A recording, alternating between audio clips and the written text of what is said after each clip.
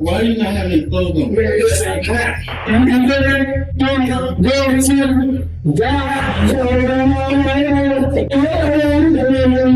This is the previously unseen case of Harold Easter, a startling instance of police misconduct and the sole occasion a detainee has ever lost their life inside an interrogation room. A man who went from completely sober to fatally overdosing, all while under the supervision of law enforcement. Seizure. On January 3, 2020, officers stopped Harold Easter after they reportedly observed him dealing narcotics. Once Harold brought his car to a halt, the police swiftly approached the vehicle with guns drawn, only to catch him concealing the proof in an utterly disturbing manner. Put your hands up! Hands up! Hands up! Hands up! Do it now! My man just got out. We had some weed. That's all. Hands up! Hands your head! Open the door for you. Keep going! Put your hands up right now! Keep them up! Keep your hands up right now! Don't eat it! He's eating it. Hands up!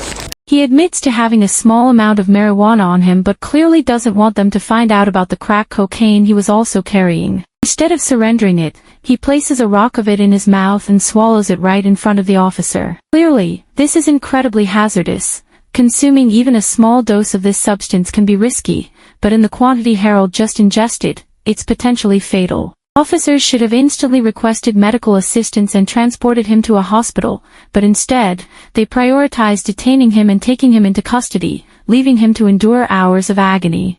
And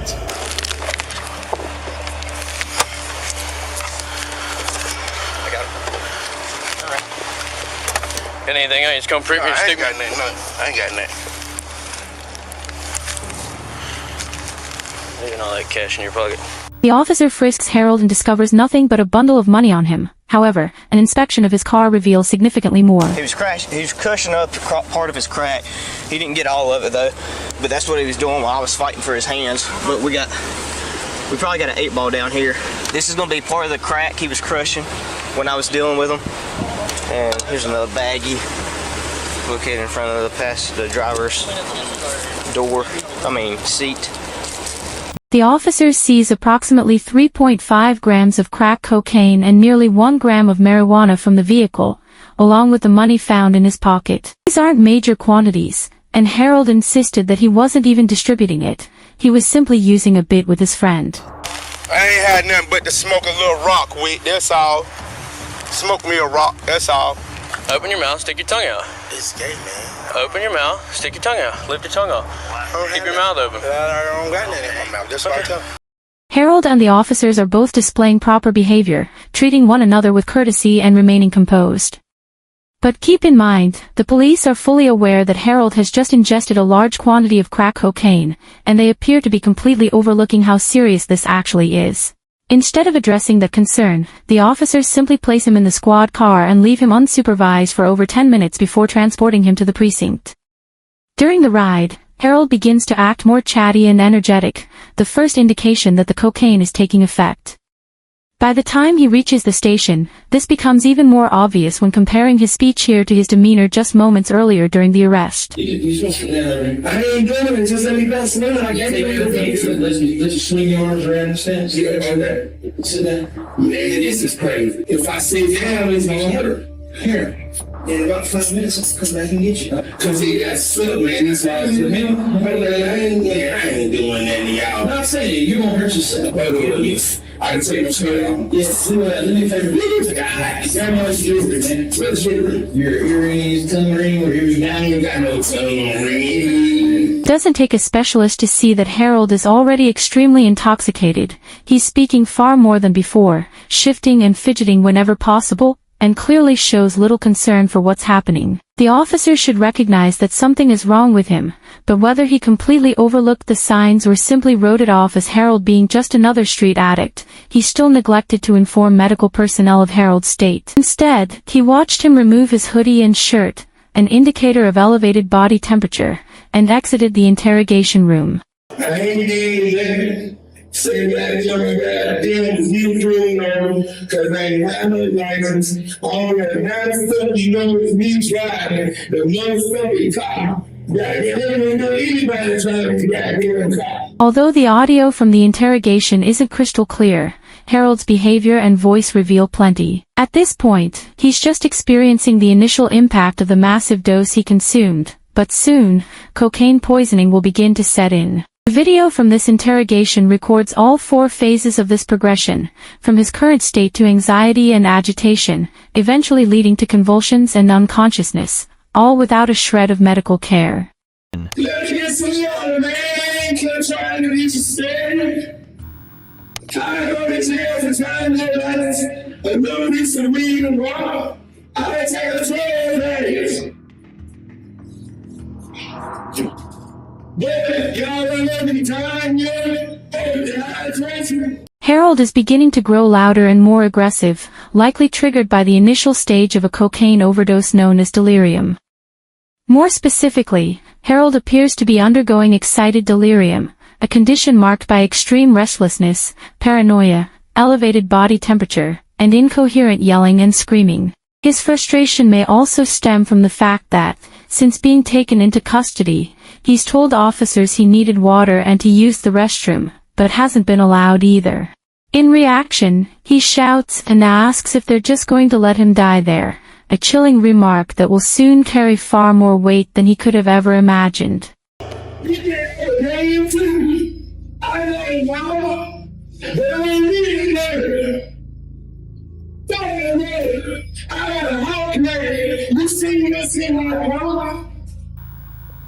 And my pieces get stuck in me. It's hiding you. I remember saying that God, but he's coming back on and go, and never did it wrong. Why do you not have any clothes on? Man, that's on crap. And he said, I'm gonna put my shit back on. I'm gonna put his back on. It's back on. But you can come and do it. Let me get some water, man. That's all I'm saying. I ain't trying to just sleep here. You know, you have to pee or you want to have some water. I'm gonna take a little sip of water. Eventually, an officer comes back and asks if he wants water. 4 minutes later, he brings some in, but what he does next is incredibly revealing. Anything is telling back. Let me get the water. I'm just saying, I know, we don't tell him that it's real shit. It's real shit. But it's not really real. It ain't really. It's just bad. Why are you doing it? Because, man, I really guns in the face. I'm just trying to leave my ass. Y'all know if you know me trying, you know I ain't got no guns or nothing in my ass. I don't ride with no guns. After handing him the water, the officer simply asks why he's yelling so much before quickly retreating from the room while Harold is still speaking. It almost seems like the officer feels intimidated or uneasy by Harold, heightened by the fact that he refuses to turn his back on him at any point. The cop clearly wants to keep him within his sight to feel secure. It's now clear what the officers are actually thinking. They appear to believe the amount of cocaine Harold consumed is manageable and are just waiting for it to wear off before they continue questioning and processing him. Given that the arresting officers saw the size of the rock Harold swallowed, it should have been evident that it wasn't a safe dose. They only realized the danger when it was already too late.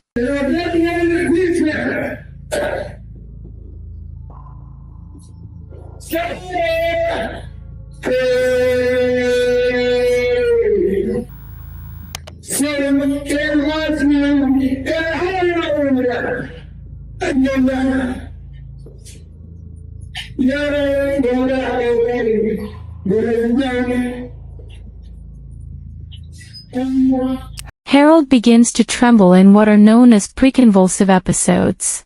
He senses that something is wrong, but due to his level of intoxication, he won't be able to comprehend what's happening or recognize that he urgently needs assistance. This marks the first phase of cocaine poisoning. His blood pressure will rise sharply, his thoughts will become muddled, and he may begin to experience hyperthermia along with the noticeable twitching and jerking motions. Entering this phase confirms that the drug has essentially contaminated his bloodstream, and even if medical help were summoned now, there would be little they could do to prevent what's about to unfold.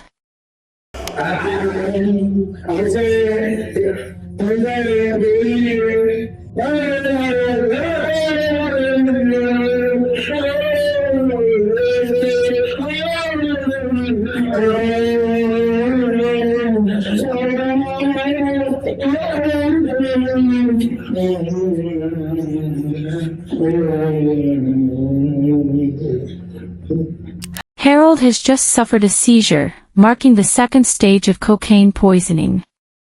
His entire body began to convulse violently, losing control of his muscles, likely causing reduced oxygen flow to his brain and other essential organs. His heart is probably starting to beat irregularly, skipping beats as his body begins to shut down. Harold then spends 2 minutes lying motionless on the table before collapsing to the floor, having multiple additional seizures, each more intense than the last. He remained in this stage of severe cocaine toxicity for nearly 10 minutes before an officer finally checked on him, vomiting, hyperventilating, and convulsing the entire time.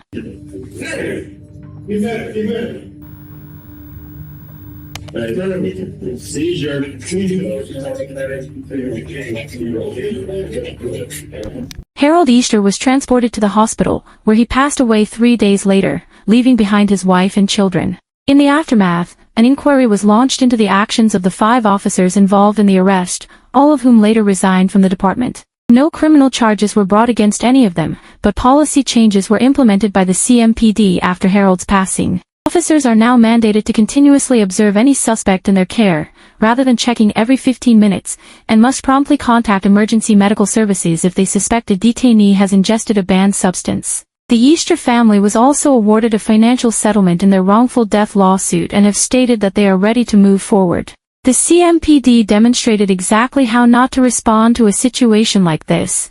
Had they called for medical help even slightly earlier, Harold's life might have been spared. Here's how law enforcement should have responded, as shown when Xavier Franklin suddenly became ill while in their custody. What would you like us to do for you today? I really was hospital. Just a few weeks ago, Franklin was taken into police custody after being detained for active warrants during a routine traffic stop. Step up for me real quick. Let's go put you in handcuffs. You're just detained right now. No big deal. You got any weapons on your box? I'll patch you down real quick, right? Franklin was brought to the police station to be questioned about his warrants, but before the interview could even begin, he began to feel extremely ill.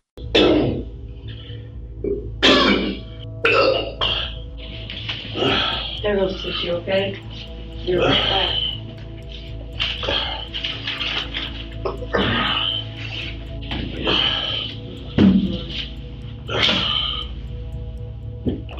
Unlike the CMPD, these Dallas officers quickly recognized that Franklin was experiencing a medical emergency and provided him with towels and a trash can to help manage the situation. The officers also consistently checked on him to ensure he was okay, but as it turned out, things were far from okay. I'm gonna take your hat real quick, okay? You okay? No, What's wrong? I just thought of blood. From what? Huh? From what? I just had a whip job. I'm a recovered alcoholic. Okay. Yeah.